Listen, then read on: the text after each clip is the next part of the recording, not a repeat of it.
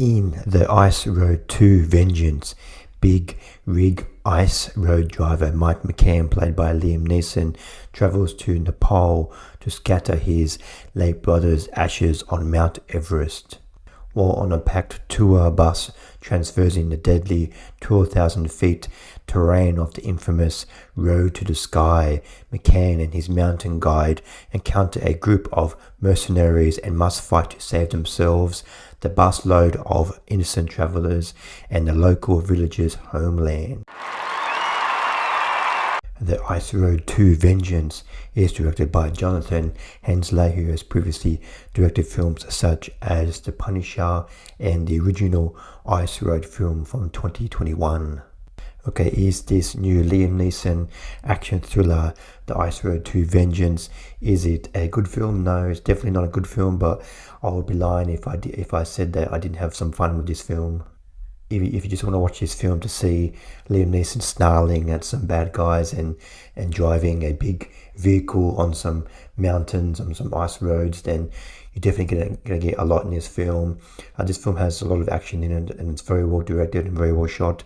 And Jonathan Hensleigh, he's a veteran action director. He's directed The Punisher for Marvel and the original Ice Road film. I haven't seen the original Ice Road film from 4 years ago, so I can't really compare it to that film. But this film has a really self-contained story. You don't really need to see the original film to understand what's going on in this film. The start of this film, the opening shot of this film, is Liam Neeson doing his best impression of Tom Cruise. He's climbing this mountain near his home, and he's climbing this really big mountain, and he gets tired of the ropes that are supporting him. So he throws off the ropes and starts climbing the mountain freestyle. It's quite funny. But once Liam Neeson finds out that his brother's been killed in Iraq, he decides to grant his late brother's wish and scatter his ashes over the mountains in Nepal. So he travels to Nepal, and he meets a Sherpa guide played by Chinese actress Fan Bingbing, who's playing a mixed Malaysian / Nepalese Sherpa guide who takes him tries to take him to the mountain base on Mount Everest. But on the way to this Mount Everest mountain base on the tour bus, this tour bus picks up several other participants of the tour and some other passengers along the way, and one of the passengers along the way is a local Nepalese man who belongs to a family.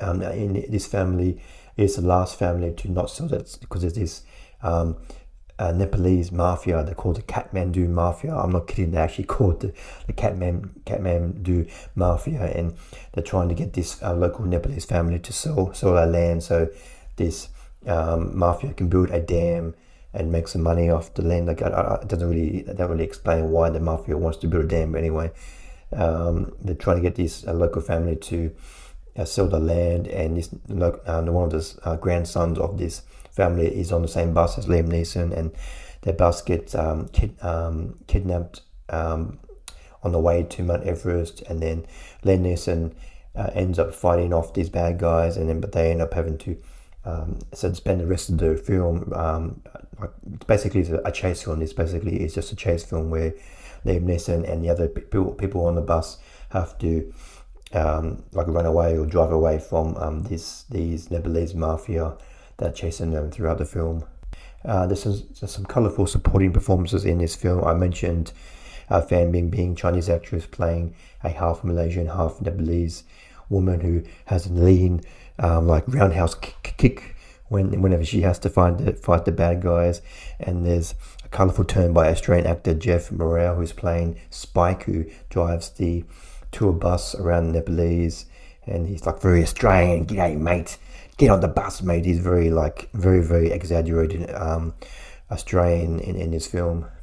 I mean, you can't really think about this film too much. The plot details are very hokey and stupid. Like the head of the this Nepalese mafia is this Nepalese guy. He's got really long hair, and he has a really big stare, very corny stare, and and some of the bad guys in this film are from all parts of the world. Like this French woman who is kind of like the Terminator French woman who you can't kill her. She just chases the Liam Neeson throughout the film, and after Liam Neeson, the tour bus gets kidnapped. He decides to forget about going to the Himalayan mountains to spread the ashes of his dead brother. He decides to help these Nepalese villagers, and he decides to fight back against these Nepalese mafia. I don't know why he never indicates why he's doing that, but yeah, I guess that's what Liam Neeson does now. He just fights whoever he wants in films now.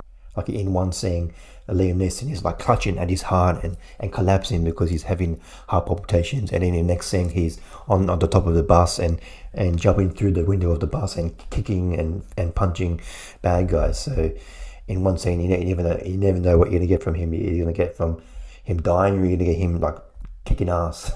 And there is a lot of action in this film.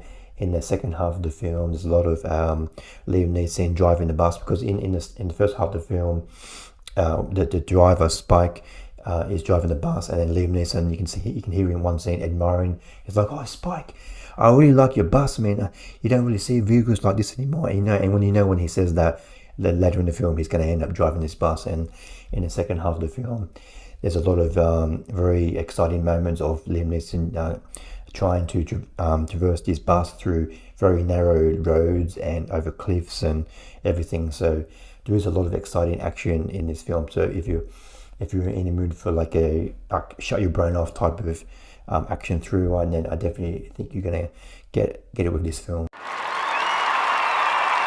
I give The Ice Road to Vengeance 2.5 stars out of 5. Yes, this is a pretty stupid, hokey. The plot details and the characters are very crazy and stupid, but you definitely do a lot worse than this Liam Neeson action thriller. There's a lot of action, there's a lot of through rides in this film, a lot of CGI rocks falling from the sky, and a lot of crazy supporting characters, and Liam Neeson doing his thing, kicking ass throughout the film. So I'd recommend this film if you're after like switch off your brain type of action thriller. There's a lot of nice action in this film.